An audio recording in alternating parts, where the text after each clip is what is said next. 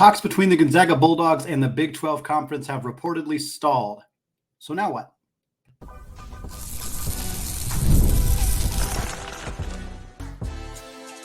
You are Locked On Zags, your daily podcast on the Gonzaga Bulldogs. Part of the Locked On Podcast Network, your team every day. What is going on, y'all? Happy Tuesday and welcome into the Locked On Zags podcast, part of the Locked On Podcast Network, your team every day. I am your host and longtime Gonzaga podcaster, Andy Patton, here to bring you news and updates on all things Zag athletics. Folks, we are all over conference realignment on today's show. Just decided to make it a full 30-minute episode about realignment, coming a few days after the announcement that the WCC will be adding both SeattleU and Grand Canyon in the 2025-26 season. We're going to talk about what this means for Gonzaga in the sense of maybe this move by the WCC is because there is some concern of Gonzaga looking to move on. What does that mean for Gonzaga? Kind of a good opportunity to give an update on where we're at. We're going to talk about the Big 12 Conference. We're going to talk about the Big East Conference. And we're going to close out the show talking about the Pac-2, the Mountain West, what a merger, where we're kind of at with all of that conversation surrounding those two remaining Pac-12 schools. We're going to start with the biggest fish. We're going to start with the conference that has been the most connected to Gonzaga and certainly the kind of highest level outcome for Gonzaga University going forward, and that is, of course, the Big 12 Conference. And in an article written by Matt Norlander of CBS, when he wrote an article about Grand Canyon and SeattleU joining the WCC, and he talked about kind of the various ramifications for the WCC in general, for Gonzaga specifically, and for the WAC, which, if we're talking about the WAC, that's for another podcast, but that is a conference that is not in good shape after losing Grand Canyon and SeattleU. But in this article, Matt Norlander mentioned that talks between Gonzaga and the Big 12 have stalled. And I read the article and I read what he said, and there really wasn't a lot of information that to me felt all that new or really relevant, I guess, for lack of a better word. Like, he said that a source told him that Gonzaga and the Big 12 talks stalled in December and haven't gained traction since. But that doesn't really surprise me because the time period between between December and now isn't really a time period where we would have expected traction to be gained. Conversations surrounding conference realignment happen over the summer. They happen outside, like not that Mark Few is the most involved person in these conversations, but Gonzaga brass wasn't going to be going out and having conversations about conference realignment during the season. The season ended in early April. It's been transfer portal chaos ever since then. Like, the only time period where a conversation kind of re-upping between Gonzaga and the Big 12, or really any conference realignment conversations, would have been very recently. So tying this back to December to make it sound like, these talks stalled 6 months ago and haven't resumed, I feel like it's a little misleading. I'm not trying to accuse Matt of not plagiarizing, but like making his article, like clickbaiting it or anything like that, because it was just a line in the middle of his article. But I do think that it being grabbed as this Gonzaga and the Big 12 haven't talked since December, I don't really buy that as being particularly notable. I don't think that the timing in that period of time was really when we would have expected there to be a lot of traction. Back in, I think it was September or so, when Brett Yormark once again picked up conversations between Gonzaga and the Big 12, and there was a lot of kind of heat around it at that time of like, this could happen as soon as next season, blah, blah, blah. Once that died out, it felt very clear. And if you go back and listen to the episodes where we talked about that in September, late September, October, whenever it was basically like, hey, if nothing happens right now, we're not going to hear an update about this during the academic school year. Well, Gonzaga's graduation was 2 days ago. So the academic school year just ended. So I'm not personally surprised at all that there hasn't been any conversation or real traction around this topic. Having said all of that, there was one piece of information in there that I think is at least more directly relevant to this. And then there's other pieces that I think are not new information that I still think are relevant as well. There was a Big 12 meeting in Phoenix this past week, and Gonzaga was not on that agenda. That is relevant. The fact that there hasn't been conversations from December until now, I don't think that's particularly relevant. That was kind of the grabby, clickbaity type sentence that came out of that article that a lot of people ran with of like, oh no, what does this mean? That to me isn't super relevant. It's not nothing that Gonzaga was not on the agenda for the Big 12 in these meetings that they had in Phoenix this past week. But here's the situation. It hasn't really changed. And I guess that's why we're having this conversation because the WCC just made moves and conference realignment's on the brain. But I don't really think a whole lot has changed. The Big 12, when Brett Yormark re-brought Gonzaga back into the forefront of the conversation back last fall, the Big 12 presidents and athletic directors collectively, not unanimously, but connectively decided that we are kind of wanting to wait because we just added 4 schools in BYU and Cincinnati and Houston and Central Florida. They just completed their first full year in the Big 12 conference, or are in the process of completing it with some sports still going. And then next year, they're adding 4 more schools, the corner schools from the Pac-12, Colorado, Utah, Arizona, and Arizona State. And so a lot, I don't know the exact numbers, but a good chunk of the ADs and presidents from the Big 12 effectively said, we just want to pause and we want to kind of see what this looks like, because we lost 2 teams in Texas and Oklahoma, but in a 2-year period of time, we gained 8 and have expanded by 6. That is impacting everybody's budget. It's impacting everybody's travel. It's impacting scheduling. It's impacting every sport for all of these huge major institutions. This is a massive, massive deal for the Big 12, and it has a really profound impact on every aspect of these universities. I do not blame any athletic director or president who's looking out for the well-being of their school to say, I just want to pause for a second and see what this looks like. Because if I'm, the AD at West Virginia, and I'm like, we already just added schools that are requiring me to travel to Provo, Utah, and to Central Florida, and now you're going to make me travel to Tempe and Tucson and Boulder, that's a lot that's going on that's new for West Virginia. Now, they are very anti-Gonzaga and probably always will be, and that's whatever, that's fine. But that's a fair argument of this is a lot happening. Let's let the dust settle. And part of that conversation that I think is not necessarily being said out loud, but is almost certainly being said in those meetings is Gonzaga doesn't have the leverage to force us to make a decision right now. And those people are right. That is a correct assessment of the situation.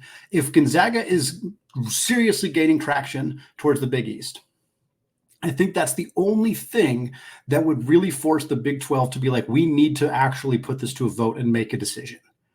Because that's the only situation that I think Gonzaga realistically says, hey, we're tired of waiting to see if the Big 12 is going to make this happen. We got to make a move for ourselves. We're going to go to the Big East. I don't think Gonzaga does that with other conferences. And we will talk about that in the final segment when we talk about the Pac-2 and the Mountain West and what that might look like. But ultimately, I'll just kind of spoil that for you right now. That's not something that I think Gonzaga does unless they feel their chances of joining the Big 12 are 0.0. Right now, their chances of joining the Big 12 are not 0.0. They're maybe not great. I'm not going to throw an actual number out there because I don't really know, but they're not 0.0.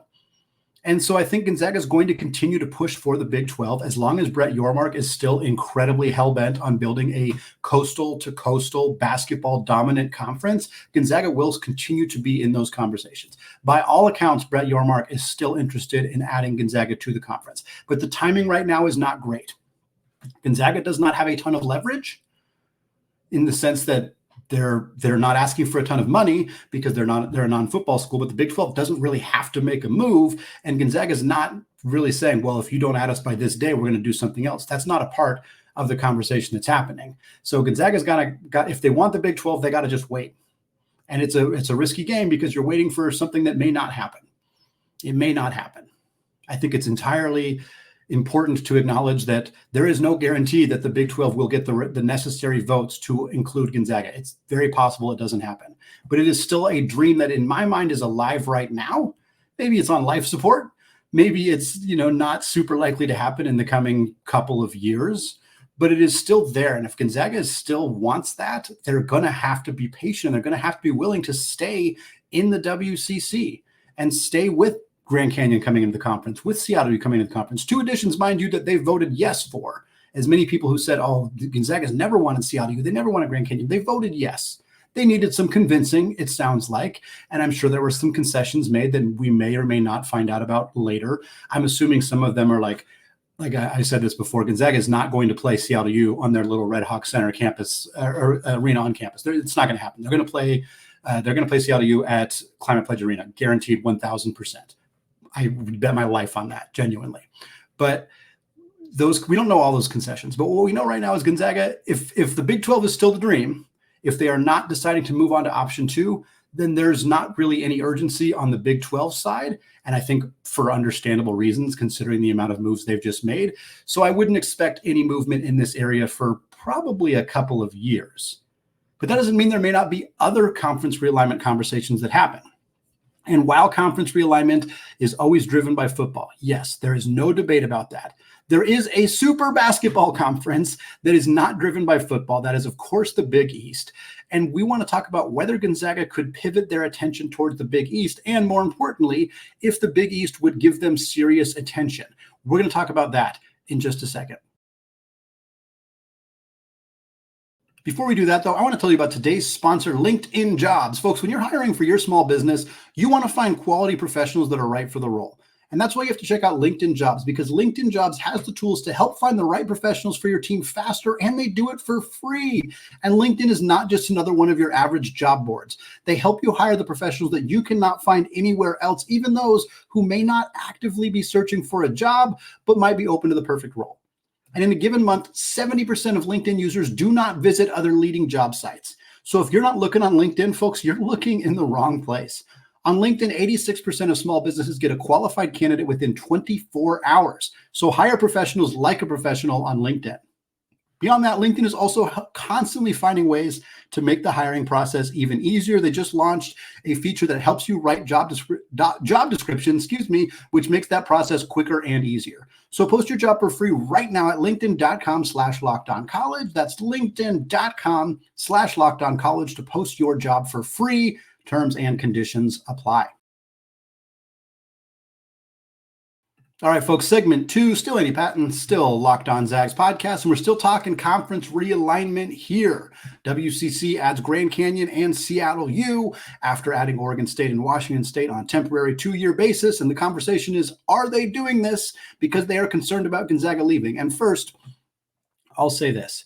It would be silly for the WCC and Commissioner Stu Jackson to not be planning for a situation where Gonzaga leaves. Not because it's necessarily super imminent, but because Gonzaga has been looking to leave the WCC at least periodically since 2017. It would be malpractice on Stu Jackson's part to not consider planning for a reality where Gonzaga is not in the WCC. So just because this is happening doesn't mean something with Gonzaga is imminent. And I still believe that that is the case, that there is not anything super imminent with Gonzaga right now. But I do think that this move is at least in part to be like, hey, we need to strike while the iron's hot. We need to make, like, you don't want to be the conference that's only has 9 when Gonzaga leaves, and then you're down to 8. Then you become the WAC where suddenly everybody starts leaving and you're kind of SOL. So I think this is smart for WCC Commissioner Stu Jackson to be proactive in making some of these moves, whether it has anything to do with Gonzaga or not. But we talked Big 12 in the first segment. We're going to talk Big East here in the second segment. A reminder of some of the conversations that have happened. It's not just a complete smoke. We're not just making stuff up about Gonzaga in the Big East. Commissioner Val Ackerman, who's been a longtime Big East commissioner for over a decade now, she attended the Gonzaga UConn game in December at the Climate Pledge Arena. Danny Hurley had a quote after that game. He said, quote, "Maybe Gonzaga will want to join a really good basketball league. I know Commissioner Val Ackerman was here tonight." Danny Hurley seems like he would love it. I know Rick Pitino had some comments where he would not want Gonzaga in the Big East. Whatever. Rick Pitino's got 10 years until he's out of the league, out of college basketball, maybe 5 years till he's out of college basketball. So I'm not worried about Rick Pitino's opinion. I'm a little bit happier to see Danny Hurley advocating for Gonzaga to join the Big East. I think that would be an incredibly cool, exciting thing to happen. And the fact that Val Ackerman is checking it out is not nothing. Val Ackerman also had a direct quote in October of last year where she said, quote, "No better fit for Gonzaga than the Big East." And she said the two sides, quote, "stay in touch." And again, this was back in October. And it kind of goes back to highlight the point that I was trying to make in segment 1 of, like, the reason we don't have any new comments from any side of the Big East about Gonzaga since December is because it's not something that is being discussed between December and March or April or May. So again, I think that I'm still kind of talking about that quote of being taken out of context of there have been no new comments. Like that's not surprising to me at all. The Zags are 7-3 in their last 10 games against the Big East. 2 of those losses have come to the Huskies of UConn. Not a surprise there. They're scheduled to play UConn again at the Madison Square Garden in 2024. We've seen Gonzaga have some scheduling agreements with Big East teams in the past. I know they've played Creighton in a home-and-home series. They've played Creighton in the NCAA tournament as well. Like, this is a conference that Gonzaga has had some familiarity with in the past. Obviously, UConn being the more recent example right now. But there is a lot of kind of reasons that this makes sense. There's some pretty obvious reasons that it does not. But I will say this, right now the Big East is working on their new media rights deal. They have a deal with Fox Sports, and it is expected that that will be extended and kind of reworked beyond 2025, which is when the current one expires. It's pretty much a done deal that they're going to remain with Fox. It's just figuring out what those payouts look like. Right now, the Big East schools are getting like $4 million a year from their media rights deal. To put that in perspective, the Pac-12 fell apart because they could only find a way to get about $25 million. That's a massive difference between what the Big East schools are currently getting, what the Pac-12 schools were unable to make work in terms of what they were trying to get. Obviously, football is the primary reason for that.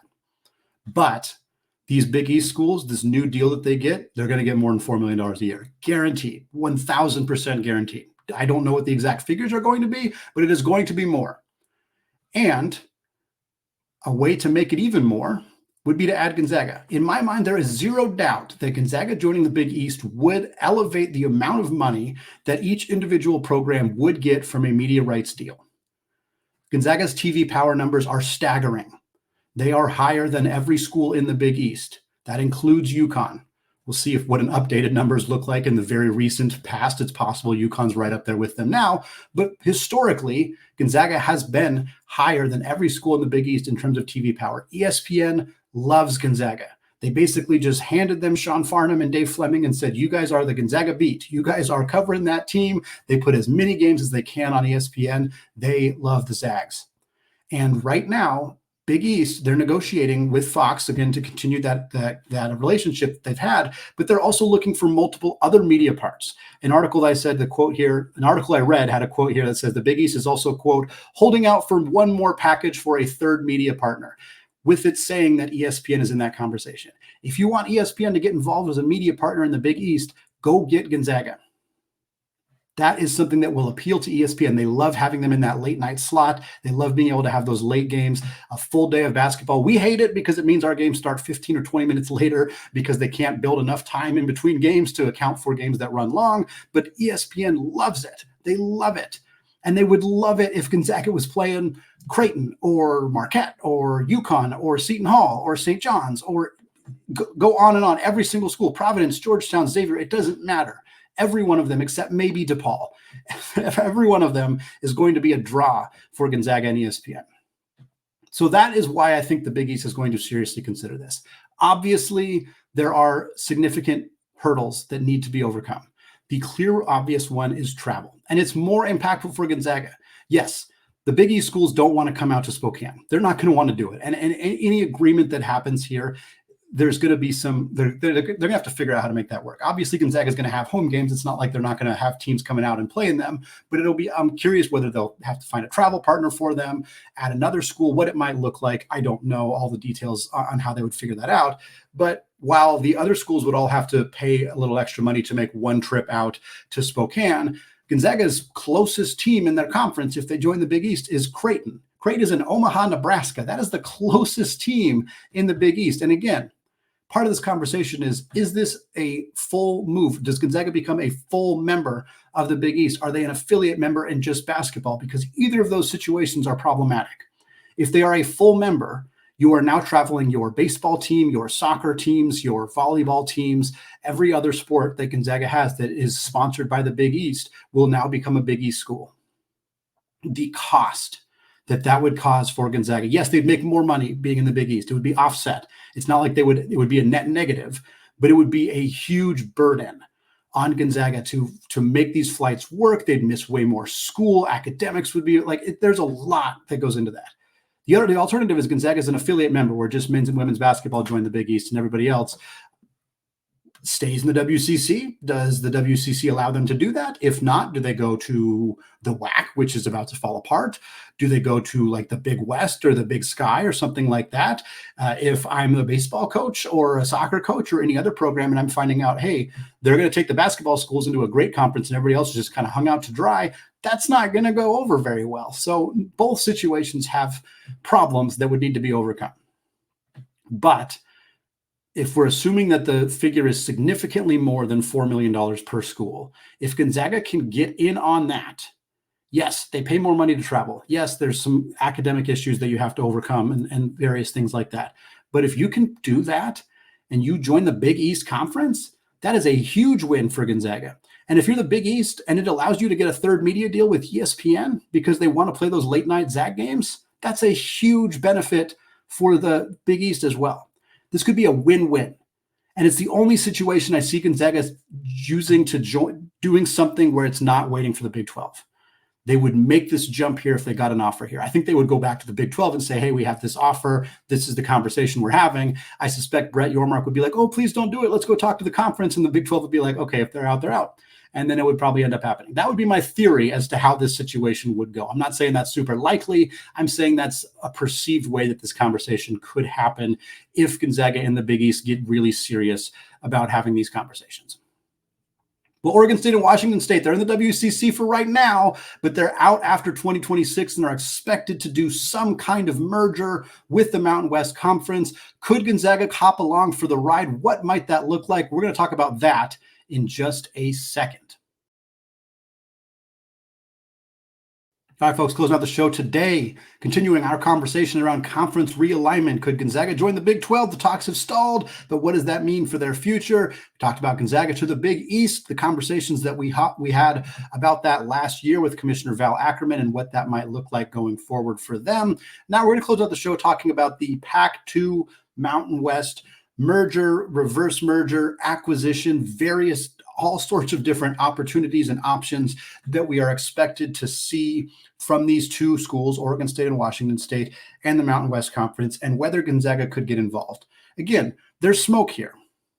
This is not just something that we're making up that is just a, hey, there's West Coast conferences that are doing stuff. Could Gonzaga get involved? There's more to it than that. There's a legitimacy to these conversations. Something is going to happen, obviously, in some capacity, and there's very little doubt that Gonzaga's name will be floated around and will be seriously addressed. I think the more of the doubt is whether Gonzaga will significantly pursue it or not. But here's where we're at right now. Whether a Pac-2 Mountain West merger happens kind of depends on what happens with the ACC. And we haven't dug a whole lot into the ACC because, frankly, it's just exhausting to figure out what in the actual heck is happening in the ACC right now. But there are multiple outcomes that could be very good or very bad for the Oregon State, Washington State schools, and really just for college athletics in general. First up is that Oregon State and Washington State could, in theory, get picked up by either the Big 12 or the ACC. If the Big 12 is like, we're scrambling to continue to make additions, we want Oregon State, we want Washington State, we want to build this conference to be even bigger, badder, better, they may make that addition. Similarly, the ACC they're on their last legs. They're feeling the desperation right now. Clemson wants out, Florida State wants out. We're having all sorts of conversations that legitimately the ACC could go the way of the Pac-12 if they are not very careful. One thing they could do is try to add Oregon State and Washington State along with Stanford and Cal, who they already brought in, and just to get numbers, just to be a little bit more secure in their long-term viability. If Oregon State and Washington State are scooped up by either the Big 12 or the Mountain West, then everything else kind of just settles. The Mountain West stays the same. The Big 12 or the ACC adds those two schools. The Mountain West remains the same. The Pac-12 officially is gone, and there's not really any change. Yes, at that point, the Mountain West, if they felt like they wanted to try to add Gonzaga, they could reach out. That is a conversation that has been had. Would Gonzaga jump from the WCC to the Mountain West? Right now, the Mountain West is a better basketball conference. There used to be a bit more of a debate around that. Mountain West is better, but I don't think it's a move Gonzaga makes. Mountain West currently as is not a big enough jump for Gonzaga to make that move when they're trying for the Big 12 or when they're trying for the Big East. So in that situation, I think Oregon State and Washington State, they jump to the Big 12 or the ACC. Everything else kind of just sits where it is. There's also the opportunity that the ACC just blows up. Very realistic possibility. Then that the SEC maybe tries to grab Clemson and Florida State. The Big Ten is probably trying to get Duke and Notre Dame and North Carolina potentially. The Big 12 is scooping up whoever the heck else they can snag out of there, whether it's Pitt or Boston College or Miami or whomever. And then in that situation, Stanford and Cal probably come racing back to the West Coast to try to do something with Oregon State and Washington State. SMU might come with them as well. Maybe they look at trying to get like UT San Antonio or Memphis or some of those other programs that are close to being high major but aren't actually. And then they grab some of the top level Mountain West schools, your San Diego States, your Boise States, your Colorado States, and they make some kind of amalgamation new Pac-12 conference. In that situation, I guarantee you Gonzaga's contacted. Does Gonzaga look at a conference that has Oregon State, Washington State, Stanford, Cal, SMU, Memphis, San Antonio, San Diego State? Yeah, I think they do. Is it great? Nah, not necessarily, but it's pretty good. It's pretty good. Especially if you get San Diego State, Colorado State, Fresno State, Boise State. Like if you get those schools in there, I think you feel a little bit better about it. But I'm still not sure that Gonzaga is going to see that and think, yes, we need to do that. We need to leave a WCC that is stable, that is catering to us, admittedly, maybe not as much as they used to, but that added 2 marquee games in Grand Canyon, that is added at least 2 years of Oregon State and Washington State. Like, I think if you're Gonzaga, you probably don't jump to this conference that doesn't have a lot of security, that doesn't have autonomy 5 status, that is just kind of being tossed together last minute. I'm not sure how appealing that would be for Mark Few and the Zags, even though it realistically could be the best basketball conference that this out of these possible scenarios here. There are also the opportunity where Oregon State and Washington State are left out of the Big 12 and the ACC, and that Stanford and Cal stay.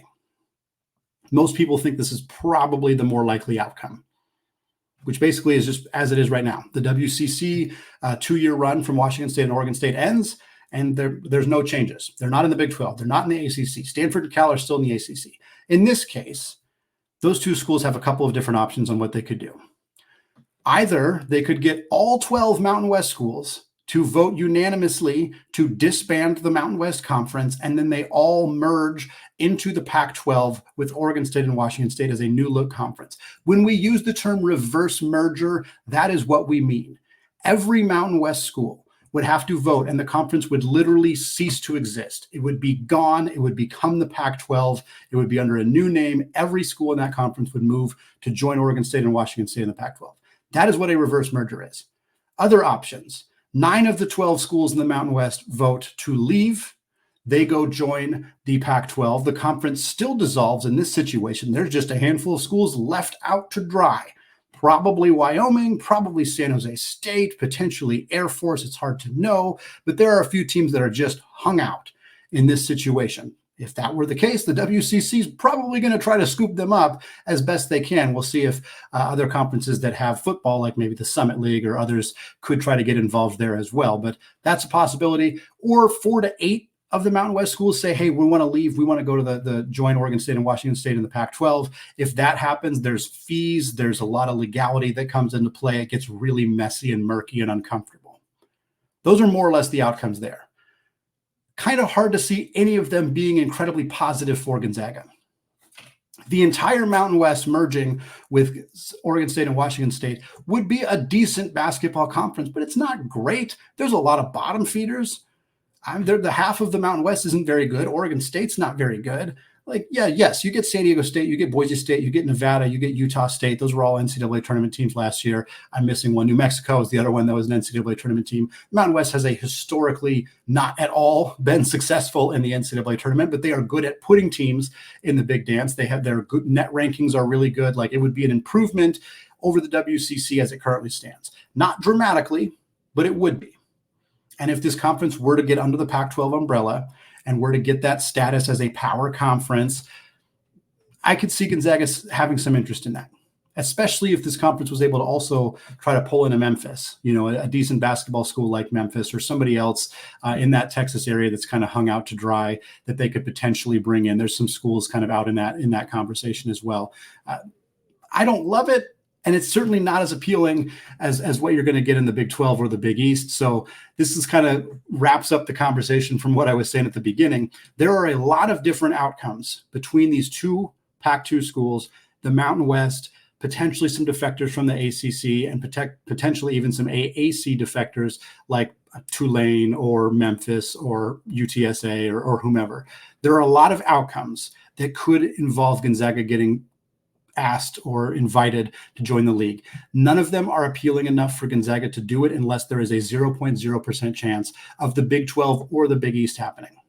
That is my interpretation. That is my read of the situation. I don't think Gonzaga jumps ship to a conference like this that doesn't have a lot of stability unless they feel they have no other choice, which means there is not another conference that is inviting them. And maybe they feel concerned about the viability of the WCC. I think these moves that the conference has recently made help them feel less concerned about that long term. But if they think that this Pac-12 merger is going to result in a conference that has a higher seat at the table, that is less likely to get just eviscerated by the NCAA or by the SEC and the Big Ten just saying, hey, we don't want to play any mid-majors anymore. Like, those are the fears that Gonzaga has. If something like that happens. And if they think joining this Pac-12 amalgamation prevents that from being a situation, and they don't think they have any other choice, that is the situation where I think this makes sense. That's about it.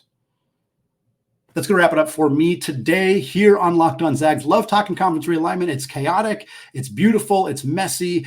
We're going to talk a lot more about it in the coming weeks. We're going to continue this conversation. This whole week is basically going to be about this WCC conference realignment. We're going to have a fun guest on the show for Wednesday. We're going to continue to talk about what these two schools mean for the WCC, what it means for Gonzaga. We're also going to get you some updates on the NBA Draft Combine, where Michael Ajayi is currently participating. Get you some updates on some transfers. Braden Smith, we spoke about him last week. He is visiting Gonzaga this week. We'll talk about that as well. Thanks again to all of you who have made this show your first listen or your first watch of the day. And until Wednesday, as always, go Zags.